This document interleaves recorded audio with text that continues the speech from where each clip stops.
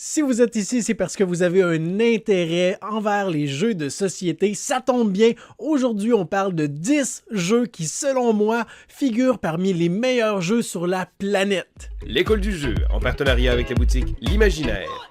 Au-delà de vos attentes.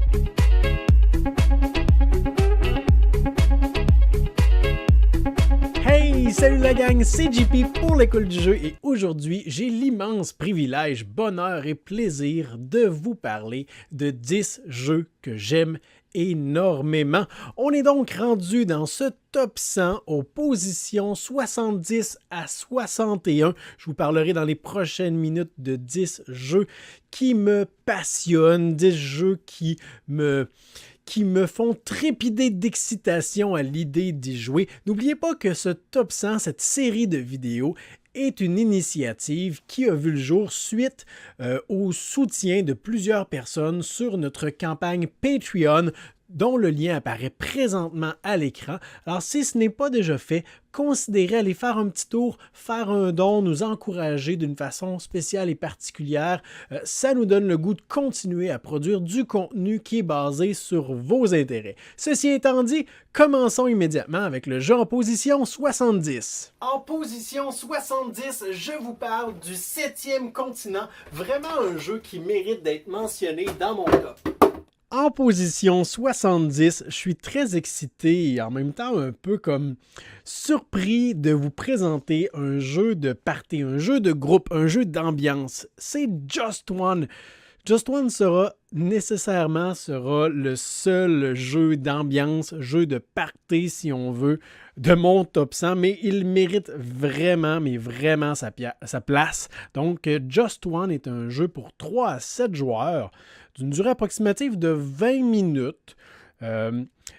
C'est incroyable. C'est un jeu qui fait un tabac partout où ça passe. Je ne connais personne avec qui j'ai joué et j'ai fait découvrir ce jeu-là à des dizaines et des dizaines de personnes. Je ne connais personne parmi ceux-ci qui n'ont pas été charmés par ce jeu.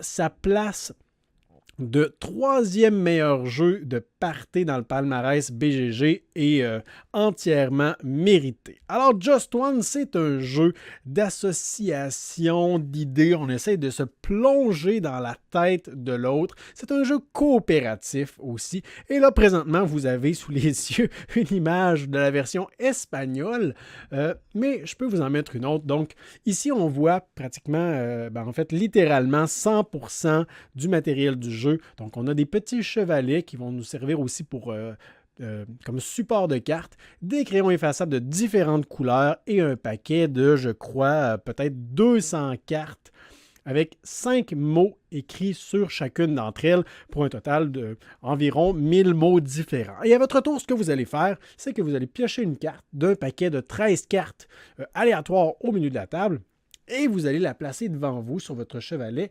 face visible pour les autres joueurs. Donc, vous ne voyez pas les 5 mots qui se trouvent sur la carte, comme par exemple ici Barbie, chocolat, neige, cravate et vent. Et vous allez énoncer à voix haute un chiffre de 1 à 5. Par exemple, 3. Alors, les autres joueurs voient le mot neige et vont devoir essayer de me faire deviner le mot neige. Pas un synonyme, pas un mot qui s'y rapproche, mais comme enneigé. Non, vraiment le mot neige. Et ils vont secrètement écrire sur leur petit paravent un mot, un son, un onomatopée qu'ils pensent qu'il me fera penser au mot neige. La twist, par contre, c'est qu'une fois que tout le monde a écrit son mot, eh bien, tout le monde, sauf le joueur qui doit deviner, va regarder les mots qui ont été donnés comme indice. Et si on a 2 mots pareils, comme par exemple bonhomme, pour bonhomme de neige, ou flocon, ou glace, ou pelle, eh bien, dès qu'on a 2 indices ou plus qui sont identiques, on les élimine, on les efface, on les retire de la partie et les indices restants, on va les dévoiler pour le joueur qui doit deviner. C'est hilarant, ça l'amène à de l'interprétation. Parfois, il y a des mots qui peuvent nous amener au 2e ou même 3e degré. Vraiment, vraiment agréable. C'est des parties mémorables, des parties rapides aussi parce que si on devine le mot, on marque un point, on garde la carte. Si on se trompe, on perd la carte, donc on perd un point potentiel et on retire une autre carte du paquet central. Et si on décide de juste passer, de ne pas prendre de chance, eh bien on perd seulement une carte et au terme de la partie, on va avoir un score selon un score selon le nombre de cartes qu'on aura réussi et c'est toujours hilarant, c'est toujours très agréable comme partie. Alors Just One, j'avais pas le choix de le mettre dans mon top 100. En position 69 maintenant, un jeu tout de même assez récent qui a fait beaucoup jaser, Lost Ruins of Arnak, de sa traduction française, Les ruines perdues de Narak, que je crois il y a des lettres qui se sont interchangés lorsqu'il est venu le temps de faire la traduction. N'est-ce pas un peu étrange? Alors, Les ruines perdues de Narak, c'est un jeu pour 1 à 4 joueurs, durée approximative de 30 à 120 minutes. La durée de la partie va être vraiment influencée par le nombre de joueurs autour de la table. Et Lost Ruins of Arnak est un jeu de placement d'ouvriers mêlé avec du deck building. Deux mécanismes qui, dès que j'en ai entendu parler, j'ai fait « Wow! Placement d'ouvriers, deck building ensemble, ça ne peut qu'être délicieux cela ». En fait, ça l'est puisque le jeu est en 69e place de mon palmarès des meilleurs jeux sur la planète. Donc, on a beaucoup de choses dans ce jeu. On a des cartes, évidemment, deck building, c'est sûr. On va avoir un paquet de cartes de base au début de la partie qui vont essentiellement nous donner des moyens de transport qui va nous permettre de placer nos ouvriers sur le plateau pour se déplacer, mais aussi parfois des actions, des bonus également qu'on va pouvoir résoudre pour obtenir les bénéfices. Et en début de partie, notre paquet est très mince, mais en cours de partie, on aura la possibilité d'aller récupérer des objets qui, eux, vont s'ajouter non pas dans notre défausse, mais bien sous notre pioche. Donc, on pourra sous ou sur, je ne me souviens plus exactement, là, mais bref, ça se retrouve dans notre pioche. Donc, les cartes que j'achète, je vais pouvoir les piocher éventuellement. Tandis qu'on a aussi les artefacts qui sont très puissants. Lorsqu'on récupère un artefact, on va l'activer immédiatement et on va ensuite l'envoyer dans notre défausse. Évidemment, lorsque notre pioche est vide, on va reprendre notre défausse et on va tout rebrasser. Donc, aspect deck building intéressant. On ne va pas se bâtir un deck là, de 50 cartes ou de 30 cartes. On va avoir un deck de, je ne sais même plus, peut-être une douzaine de cartes au début de la partie. Donc, ça roule bien. Bien évidemment, on pourra avoir une stratégie avec plein de cartes, mais on ne voit pas tant de cartes que ça durant notre partie. Et on a l'aspect placement d'ouvriers aussi. Au début de la partie, on a les emplacements du bas qui sont facilement accessibles. On va placer les ouvriers là et on va avoir besoin d'une botte, un moyen de transport pour nous y rendre. On va alors récupérer les bénéfices de ces lieux. Mais en cours de partie, ce qu'on voudra faire, peut-être qu'on le voit un peu mieux ici, c'est d'aller découvrir les lieux qui sont de plus en plus loin, de plus en plus dans les profondeurs de ce continent, de ces ruines perdues. Ça va donc nous demander des moyens de transport plus rares ou du moins plus énergivores, comme des avions, des bateaux à moteur, des petits jeeps. Je ne me souviens plus exactement là, les moyens de transport. Et lorsqu'on va se rendre dans ces lieux, qu'on va dépenser des jetons d'exploration aussi, on va découvrir des créatures terrifiantes qu'on devra affronter.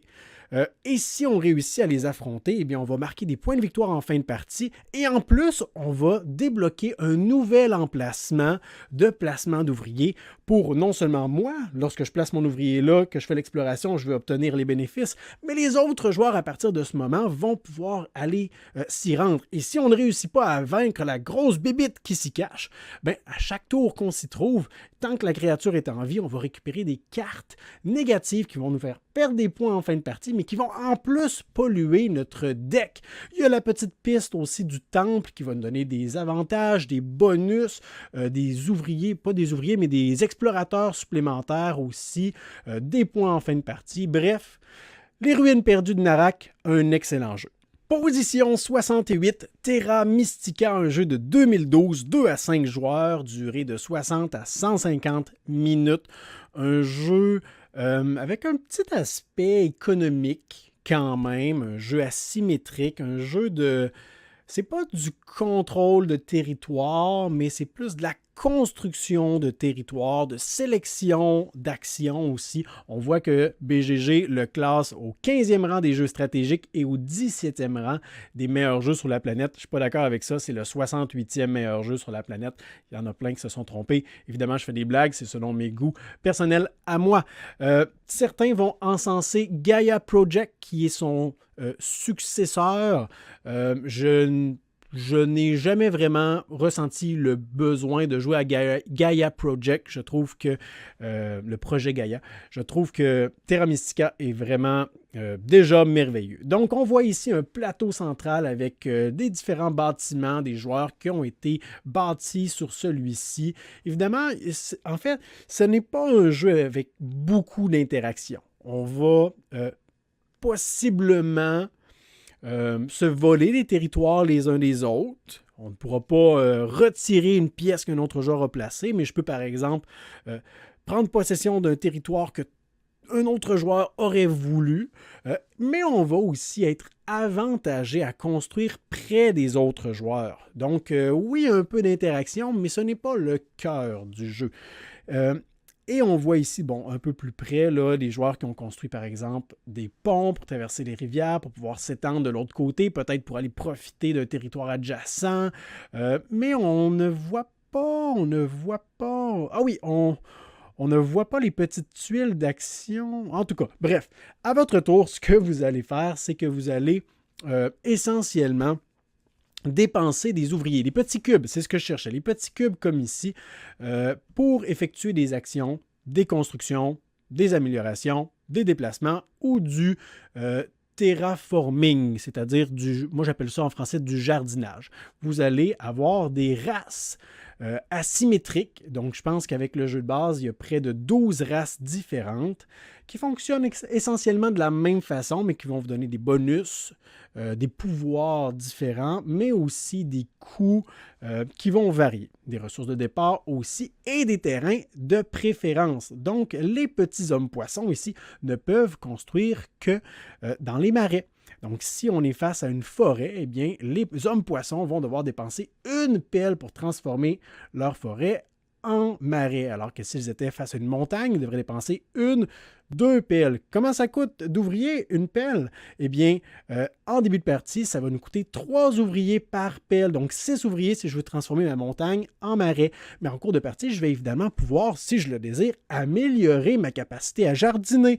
Donc, à partir de maintenant, mes pelles me coûteraient 2 ouvriers. Mais je peux améliorer un paquet de choses. Je peux améliorer ma capacité à me déplacer sur l'eau aussi, ou je peux construire plein de petites maisons parce que ici, à chaque fois que vous voyez un encadré, c'est qu'il y a un bâtiment. Et lorsque je vais construire un bâtiment, je vais dévoiler un icône avec une petite main comme ça, et cette main, c'est un revenu.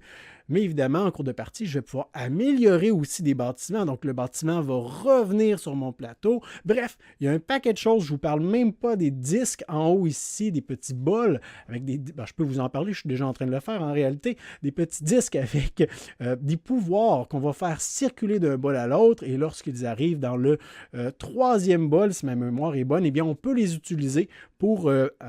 activer des pouvoirs ou tout simplement des opportunités qu'on voit sur le plateau. Ici, par exemple, je peux payer 3 jetons de pouvoir pour placer un pont, pour aller récupérer beaucoup d'argent.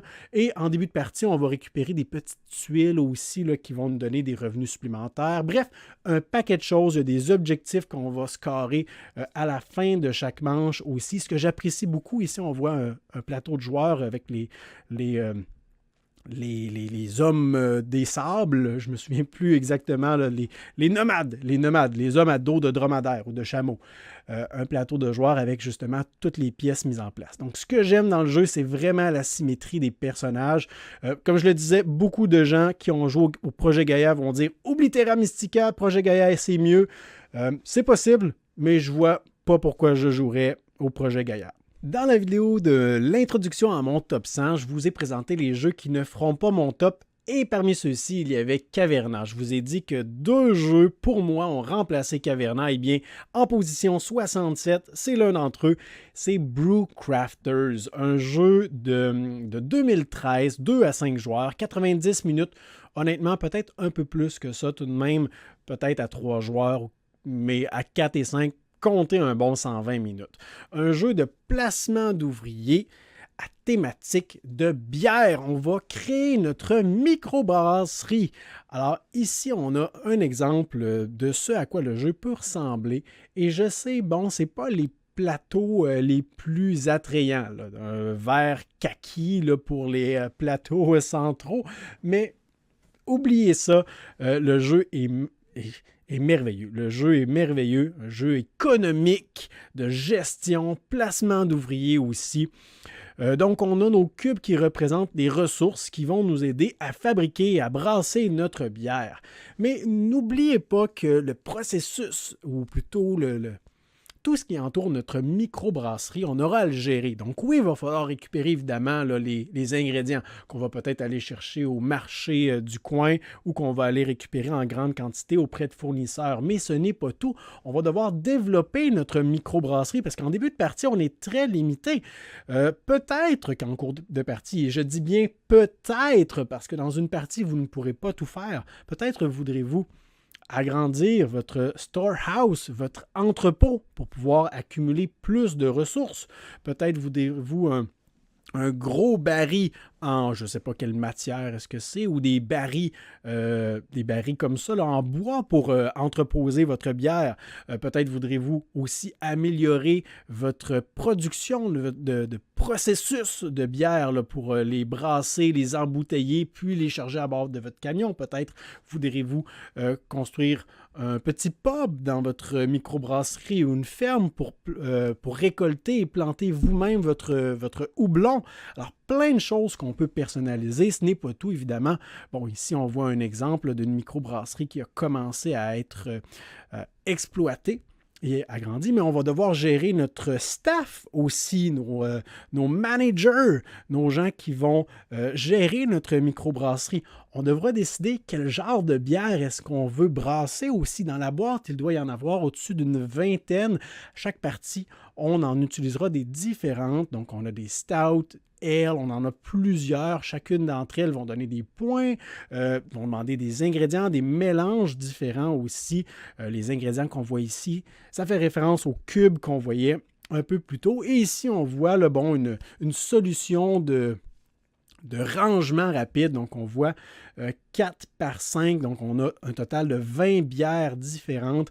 C'est vraiment un jeu de course contre la montre aussi parce qu'on veut être le premier à brasser une bière et à réussir à la mettre en vente pour avoir le brevet de dire c'est moi qui ai réussi à la mettre en vente en premier. Et en plus de tout ça, vous voyez les petits calepins ici qui vont représenter des améliorations que vous pourrez récupérer si vous le voulez en cours de partie pour rendre certaines actions, certaines opportunités plus efficaces. Évidemment, j'ai parlé de placement d'ouvriers, donc on aura ces plateaux centrales lorsque, pendant l'une des phases du jeu, on va envoyer nos ouvriers faire des emplettes pour nous dans la ville pour aller récupérer des ingrédients, recruter des nouveaux gens, faire des échanges, bref, toutes sortes de choses. Comme je vous le disais, Brewcrafters, dès que j'y ai joué, j'ai pris Caverna, je m'en suis débarrassé et j'ai gardé ce jeu.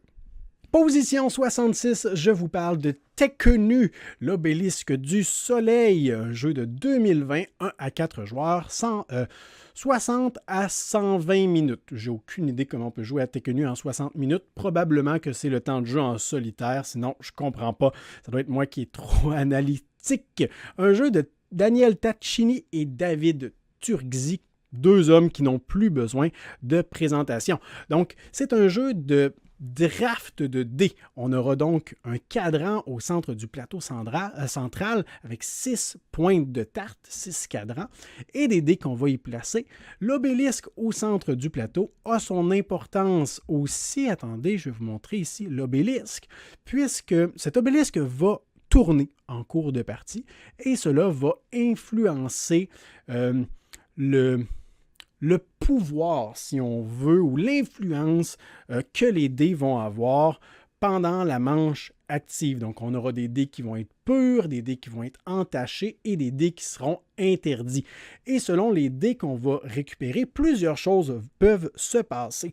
Donc, premièrement, le cadran dans lequel on va récupérer le dé va indiquer l'action qu'on va pouvoir effectuer. Par exemple, les dés qui se trouvent dans ce cadran nous permettent de, si je me souviens bien, c'est de construire des statuts. Les statuts, ça va nous donner des opportunités en cours de partie, des bonus en cours de partie.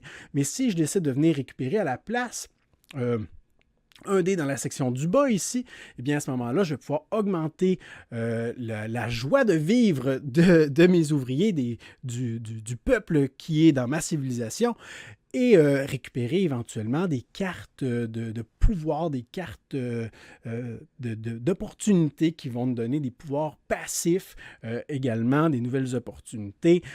Donc, première chose, c'est ça. L'emplacement où on récupère le dé, ça dicte l'action qu'on peut faire.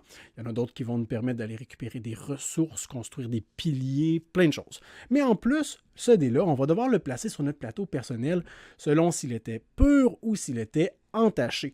Et cette petite balance a une signification, c'est qu'au terme du tour, je crois, on devra essayer, ou de la manche, on devra essayer le plus possible de balancer les dés purs et les dés entachés. Évidemment, les dés purs sont souvent les plus prisés, puisque, et je crois qu'on le voit un petit peu ici sur le sarcophage, plus notre balance sera négative et plus on va perdre des points de victoire en cours de partie. Il y a une tonne de choses à prendre en considération parce qu'on va devoir également aller récupérer des ressources, mais on aura des plafonds. On ne pourra pas avoir autant de ressources qu'on le voudrait. On peut utiliser des dés pour générer des ressources à la place également de faire l'action du dieu, du cadran où on va récupérer le dé. Une tonne de choses à faire. C'est un jeu à salade de points. Peu importe l'action que vous allez vouloir effectuer, il y aura des possibilités de faire des points, des combos, des bonus, des pouvoirs que vous allez débloquer. Je vous dirais qu'à chaque partie, on peut choisir des stratégies différentes. C'est un jeu qui est très, très riche et qui est même un peu imposant, qui est un peu intimidant, mais je vous garantis que ça vaut la peine. Position 65. À chaque fois que j'énonce une nouvelle position, je suis de plus en plus excité. Et on dirait que je parle de plus en plus longtemps aussi à chaque titre. Bref. City of the Big Shoulders, un jeu de 2019 pour 2 à 4 joueurs, 120 à 180 minutes solide, là, 2 à 3 heures. Penchez plus sur le 3 heures, peut-être considérez dépasser le temps un peu. Un gros jeu économique. Certains le qualifieraient de 18XX. Ce n'est pas un vrai jeu de 18XX, mais c'est un vrai jeu économique, ça je vous le garantis. Et on est dans l'époque de la révolution industrielle. Et comme je vous le disais, c'est un jeu économique. Donc, avec du placement d'ouvriers aussi et de la gestion d'argent, des parts, vente, achat, financement et tout ce que ça implique, générer des biens, les vendre au bon moment et tout ce que ça implique, comme je le disais. Donc, les joueurs vont avoir des compagnies en début de partie qui vont être totalement différentes les unes des autres, vont devoir décider également de la valeur des parts de leur compagnie, puisque bien qu'ils soient propriétaires de leur compagnie en cours de partie, les autres joueurs vont pouvoir acheter des parts sur ma compagnie à moi pour bénéficier des ventes que je vais faire, puisque si je vais vendre des biens en cours de partie et que ça va générer de l'argent, eh bien, les joueurs qui ont des parts dans ma compagnie vont récupérer l'argent en fonction au prorata du pourcentage de parts qu'ils ont. Et si déjà là, je vous ai perdu, considérez que ce ne sera probablement pas un jeu pour vous, mais c'est franchement génial. Oui, c'est un jeu avec un fort aspect mathématique. Non seulement est-ce qu'on doit calculer lorsqu'on va vendre, lorsqu'on va faire du financement et tout ça, mais en plus, on doit visualiser en cours de partie ce qu'on veut faire. Si je veux faire cette action-là, voici les autres joueurs qui ont des parts dans ma compagnie. Si je le fais à ce moment-ci, combien d'argent est-ce que ça va me rapporter? Si je le fais plus tard, si je fais cette action-là avant. Bref, beaucoup de choses. Et on voit aussi, si je me souviens bien, l'argent dans ce jeu n'est pas les jolis jetons qui sont ici. Je crois que c'est de l'argent papier, mais j'ai fait exactement la même chose que la personne qui a pris cette photo, j'ai remplacé l'argent papier par des jetons d'argile, beaucoup, beaucoup mieux. C'est vraiment génial. Et donc, comme je vous le disais, on a plein de choses à considérer, à gérer. Il y a des bâtiments qu'on va pouvoir construire aussi dans la phase de placement d'ouvriers. On va pouvoir placer nos ouvriers sur les cases de couleur. Si je me souviens bien, on a les cases vertes où tout le monde peut jouer. On a les cases plus pâles où un seul joueur peut aller jouer. Les actions sont différentes. Mais on a aussi les bâtiments que les joueurs ont décidé de construire en cours de partie. Et ce qui va être intéressant, c'est qu'évidemment, je pourrais aller placer mon ouvrier sur un des bâtiments qui m'appartient pour récupérer cette action. Mais les autres joueurs vont aussi pouvoir placer leur ouvrier sur mes bâtiments pour bénéficier de l'opportunité que je leur ai donnée. Mais évidemment, ça me rapportera un petit quelque chose aussi. C'est un jeu tranche-gorge aussi parce qu'on veut vendre au bon moment, on veut essayer de nuire aux autres compagnies, on veut essayer de voler la propriété des compagnies des autres. Je vous en dis pas plus parce que j'ai fait une vidéo de présentation du jeu vraiment complète. Si ça vous intéresse, vous irez jeter un coup d'œil.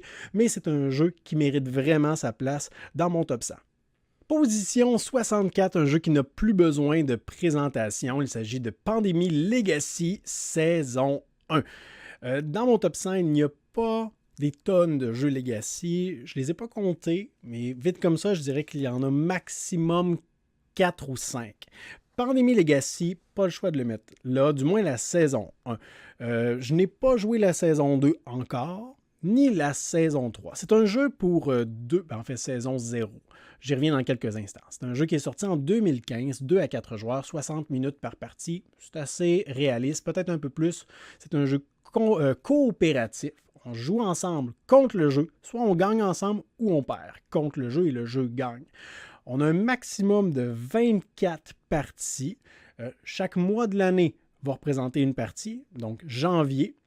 Si on perd la partie de janvier, on a la possibilité de reprendre le mois de janvier. Si on perd une seconde fois, on passe au mois de février. Donc, 24 parties au maximum. Pourquoi maximum? C'est un jeu legacy, c'est-à-dire qu'on va altérer le jeu. Je vais revenir ça aussi dans pas trop long. Vous connaissez sans doute le jeu de base Pandémie. Même principe, du moins pour la première partie. On veut sauver le monde contre des infections, des virus qui se répandent, une pandémie qui va se répandre à grandeur de la planète. Et on va donc se déplacer, essayer d'aller construire des centres de recherche, essayer de trouver des antidotes, aller soigner des gens, résoudre différentes crises et tout ça.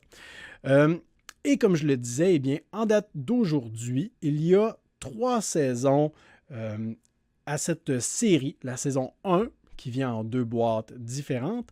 La saison 2, qui vient en 2 boîtes différentes aussi, mais c'est le même jeu, c'est juste l'apparence de la boîte qui change. Saison 2 qui va se passer dans le futur, si ma mémoire est bonne. Donc, plusieurs années après les événements de la saison 1. Et saison 3, bon, je n'ai pas le visuel de la boîte présentement sous les yeux, qui va se passer plusieurs années avant les événements de la saison 1. En fait, ce n'est pas la saison 3, c'est la saison 0 pour justement cette raison thématique. Et lorsque vient le temps de vous montrer des images du jeu, je suis assez limité parce que je ne veux pas vous divulgacher quoi que ce soit, quoique peut-être que la majorité d'entre vous avez déjà fait la campagne de Pandémie Legacy saison 1, mais je peux tout de même vous montrer les cubes, je peux tout de même vous montrer un aperçu de ce à quoi le jeu peut ressembler après plusieurs parties. Comme je le disais, c'est un jeu Legacy. Donc, si vous jouez à 100% avec l'aspect Legacy, vous allez être amené à déchirer des cartes, barbouiller sur certaines cartes, sur le plateau de jeu, à poser des autocollants aussi, à vous débarrasser à tout jamais de certains éléments de jeu, ce qui fait en sorte qu'au terme de votre campagne, vous ne pourrez pas vraiment rejouer. Vous ne pourrez pas non plus le prêter à votre ami au bureau pour lui faire découvrir. Et on a un bon exemple juste ici du genre de choses que le jeu va vous demander de faire. Bien évidemment, vous pouvez décider à la place de déchirer les cartes, de les ranger dans un petit sac refermable, mettre ça de côté et les garder pour une une autre partie. Ce qui me plaît particulièrement dans Pandémie Legacy, c'est les rebondissements. Oui, au cours des 12 mois de la campagne, il y a des mois où il ne se passe pas grand-chose. Mais il y a des choix à faire, des opportunités qui se pointent, des rebondissements, et tout ça fait du sens avec la trame narrative qui avance en cours de partie. On a toujours envie de savoir qu'est-ce qui s'est passé, pourquoi il y a ça qui s'est passé, ça vient de où, qu'est-ce qu'on va pouvoir faire. Bref, un jeu qui m'a beaucoup surpris. Filons maintenant vers la position 63, un jeu de What's Your Game, la compagnie d'édition. C'est le jeu Signori, un jeu de 2015, 2 à 4 joueurs, durée de 90 à 120 minutes. C'est le meilleur jeu de What's Your Game auquel j'ai eu l'occasion de jouer. What's Your Game ont aussi fait des jeux comme Zanguo, Nippon, Madeira aussi. Mais Signori, vraiment, vraiment, vraiment super bon jeu. C'est un jeu de draft de dés. Alors, j'ai trouvé une image ici qui donne une image d'ensemble du jeu. Bon, je pense que ça avait été pris sur Tabletop Simulator, quelque chose comme ça, mais c'est pas grave. Ça donne vraiment un bon aperçu. Donc, on a le plateau central. On va avoir des dés aussi de différentes couleurs qui vont être brassés, différentes valeurs qui vont être placées selon leur couleur. Et à notre tour, on va drafter. Donc, on va récupérer un dé et on va venir le placer sur l'emplacement de sa couleur. Donc, vous comprenez qu'à mon tour, je ne peux pas récupérer pendant tout mon tour, c'est-à-dire plusieurs drafts de dés, je ne pourrai pas récupérer un second dé violet. Si j'en ai déjà récupéré un avant, je devrais choisir une autre couleur. Et la valeur du dé a beaucoup, beaucoup d'importance aussi, puisqu'on doit toujours, presque toujours, on souhaite récupérer un dé de valeur supérieure à la valeur qui est imprimée sur notre plateau. Donc, les dés jaunes, c'est valeur 1, des rouges 2, 3, 4 et 5. Si on récupère un dé de valeur supérieure, pas de problème, c'est correct. Si on place un dé de valeur inférieure, c'est à ce moment où on devra dépenser pour la différence. Alors, en plaçant un dé de valeur 1 juste ici, alors qu'il était imprimé 5 sur la case, on devra dépenser pour contrebalancer cette différence-là.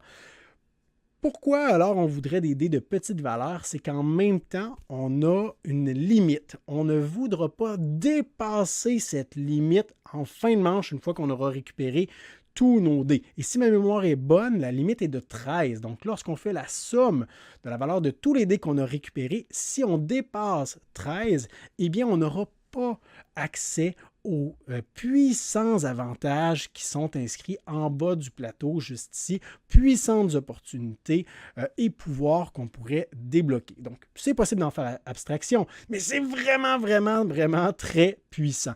Et en plus, ce n'est pas tout, parce que lorsqu'on va récupérer notre dé, eh bien, on va faire les actions qui sont situées dans le petit encadré en haut. Parfois, aller récupérer envoyer donc des ambassadeurs dans d'autres pays, parfois récupérer des avancements sur les pistes militaires, de la religion, etc., récupérer des petits contrats aussi, des petites tuiles, ici les enveloppes avec des sceaux, envoyer nos femmes se marier auprès d'autres dans d'autres contrées. Et ultimement, on pourra aussi améliorer notre plateau individuel. Parce que lorsque vous effectuez une action, par exemple, l'action mauve, ici, violette, va me permettre d'améliorer l'une des actions de la section rouge. Alors, je vais pouvoir venir placer, moyennant un certain coût, un petit jeton. Et lorsque ultérieurement, je vais faire l'action rouge, eh bien, je vais pouvoir, en plus des 3 actions en haut, faire les actions qui sont vis-à-vis les emplacements que j'ai débloqués.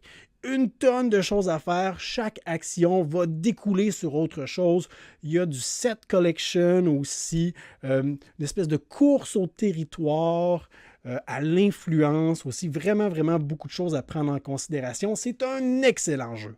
En position 62 maintenant, je vous parle de Carson City, un jeu dans le Far West, un jeu de cowboy, un jeu de 2009, 2 à 5 joueurs, durée de 90 à 120 minutes, soyons réalistes. Vous avez présentement sous les yeux l'illustration de la version originale. Personnellement, dans ma collection, j'ai la version Big Box, donc avec les extensions inclus dans la boîte. Vous devez savoir que c'est donc une version qui existe. Et Carson City est vraiment génial, principalement quand on y joue à 4 joueurs, je dirais. À partir de 4 joueurs, là, c'est vraiment, on savoure le jeu. 2 joueurs, 3 joueurs, il manque quelque chose. Et c'est un jeu donc dans le Far West. Et au début de chaque manche, vous allez devoir récupérer un rôle. Est-ce que vous serez le chef de la tribu des Indiens? Est-ce que vous serez le hors-la-loi, le maire? Le rôle que vous allez récupérer va vous donner un certain montant d'argent pour commencer la manche et va vous donner un pouvoir que vous seul pourrez utiliser pendant celle-ci. Et lors de la prochaine manche, tous les rôles seront mis là et selon l'ordre de tour, vous allez pouvoir en sélectionner un nouveau ou conserver le même si les autres joueurs ne l'auront pas récupéré avant vous. Donc ça, c'est au début de chaque manche. Vient ensuite une phase de planification où on va venir placer nos petits ouvriers le long d'une rivière d'emplacement d'action. Donc on va venir placer nos ouvriers et lorsqu'on aura donc placé tous nos ouvriers, on va résoudre ces actions en ordre en commençant par le début et on va donc résoudre ces actions les unes après les autres. Donc le timing dans lequel on va résoudre les actions a de l'importance. C'est crucial de comprendre ça dès sa première partie le plus rapidement possible, du moins. Et ce qui est intéressant, c'est que c'est un jeu, oui, de placement d'ouvriers, mais il est possible de provoquer des duels. C'est thématique, on est dans le Far West, les cowboys. Donc, si un joueur a placé un ouvrier sur un emplacement, eh bien, pas de problème, je peux décider de venir placer aussi mon ouvrier sur cet emplacement-là. Par contre, lorsque viendra le temps de résoudre l'action de l'emplacement, un seul d'entre nous pourra la résoudre. Avant de procéder, on devra faire un duel avec donc les armes à feu, les bonus auxquels on a accès pour déterminer lequel d'entre nous sera le vainqueur. Le vainqueur du duel pourra effectuer l'action et le perdant va littéralement perdre une action dans le tour. Et c'est énorme, perdre une action. Mais c'est thématique et on doit vraiment être confiant lorsqu'on désire provoquer un duel. Et ce qu'on veut faire ultimement, eh bien, c'est de construire la ville. On veut développer une ville au milieu du désert, au milieu du Far West. Tous les joueurs vont développer une ville, c'est une ville commune. Par contre, on va réclamer la propriété de certains bâtiments et ces bâtiments vont nous rapporter des points de victoire en fin de partie selon différentes circonstances, selon le type de bâtiment. On a les ranchs, par exemple, qui veulent, si ma mémoire est bonne, avoir beaucoup d'emplacements libres autour, qui veulent être isolés, beaucoup d'emplacements pour avoir des chevaux qui galopent. On a les saloons également qui veulent être entourés de plusieurs autres bâtiments pour justement générer du trafic, générer des allées et viens de clients. Donc, plein de choses à prendre en considération. On va donc bâtir notre ville et ça, c'est un aspect que je trouve génial. Le fait qu'au début de la partie, le plateau est vide. On a des montagnes qui sont placées là, qui sont un peu comme des obstacles. Mais en cours de partie, la ville va prendre vie de façon commune, coopérative, mais ne vous détrompez-vous plutôt. C'est un jeu qui est 100% compétitif et on veut vraiment avoir un œil sur ce que les autres sont en train de faire pour essayer de saisir toutes les opportunités qu'on pourrait avoir pour leur mettre des bâtons dans les roues.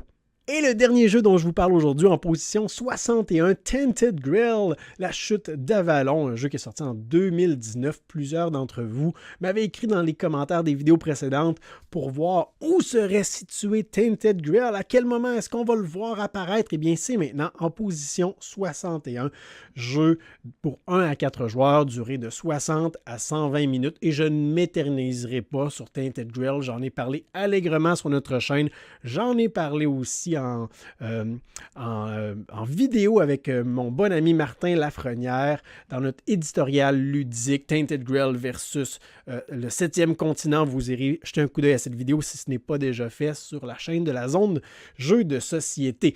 Donc Tainted Grail, un jeu coopératif, bien que quant à moi, c'est un jeu solo. C'est vraiment un jeu que je ne jouerai qu'en solitaire. Le jeu de base, là, la première campagne est intéressante. L'histoire est prenante. Les choix qu'on fait sont vraiment, vraiment intéressants. Mais j'ai beaucoup et de loin préféré la seconde campagne dont le nom m'échappe complètement, qui venait régler des petits problèmes, des petits soucis que j'avais avec la première campagne, entre autres les fameux menhirs. Alors là, je vous montre des images, il n'y a pas de spoiler majeur dans celle-ci. Alors ici, on voit un plateau de personnages et j'apprécie beaucoup, beaucoup dans Tainted Grail l'évolution de l'histoire, le déploiement de la trame narrative, les cartes justement d'événements qu'on va venir cocher selon les choix qu'on va faire. On va aller cocher une case et là, ça ne fera pas trop de sens immédiatement. Par exemple, je décide de nourrir l'orphelin. Bon, OK, je vais cocher la petite case qu'on m'indique et plus tard dans la partie, c'est possible que parce que j'ai nourri l'orphelin, il se passe un autre événement. Par exemple, les membres de sa famille l'apprennent et décident de me récompenser. Ou au contraire, l'orphelin arrive avec d'autres amis, ils commencent à me piller parce qu'ils savent que j'ai de l'argent ou des vivres. Donc vraiment, ce système-là est génial, c'est thématique. On fait toujours des liens avec les événements précédents et futurs. C'est vraiment, vraiment intéressant. Le système de gestion des combats est prenant aussi. J'ai été... En fait, Martin l'expliquait bien pour ce qui est de Tainted Grail dans notre vidéo commune et dans différentes vidéos. C'est un jeu qui est frustrant.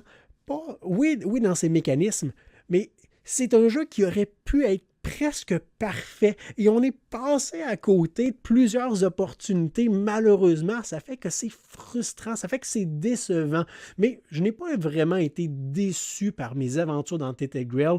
À chaque fois, dans les plus de 40 heures que j'ai investi dans ce jeu, j'ai toujours eu le goût d'y retourner. Alors, c'est le dernier jeu dont je vous parle aujourd'hui en position 61. Voilà donc pour cette partie de mon top 100, les jeux en position 70 à 61. J'espère que vous avez apprécié la vidéo d'aujourd'hui. Si c'est le cas, eh bien, pourquoi ne pas me laisser un pouce vers le haut? Laissez-moi également vos questions et commentaires dans la section appropriée. Indiquez-moi aussi, jusqu'à présent, dans l'évolution de ce top 100, vous et moi avons combien de titres en commun, peu importe la position, combien de titres se croisent entre votre top 100 personnel et le mien. Je vous remercie pour votre écoute et on se revoit très bientôt pour la suite, les positions 60 à 51. On s'approche de la fin de ce top. C'est de plus en plus excitant pour moi de vous parler de ces excellents jeux, mais d'ici là, je vous dis à la prochaine.